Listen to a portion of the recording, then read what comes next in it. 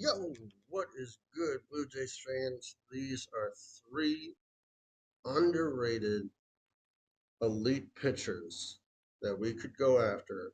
I've spoken about Mitch Keller, Joe Ryan. These are the less sexy names, but the names don't have to be sexy to make sense.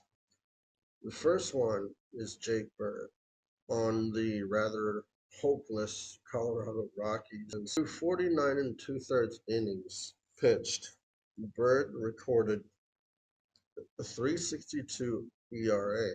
It's exactly what a team like the Blue Jays need to relieve much stress from their relievers, like Jeff Hoffman. Jimmy Garcia, we still don't have a comeback date for. Brendan Little can only do so much.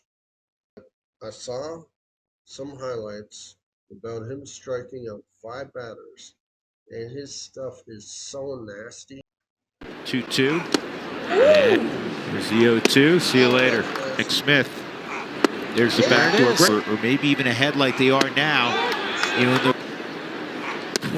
see you later. Oh, man. Now, I know that was against the Orioles, but it's still impressive shit. And I think he could really help us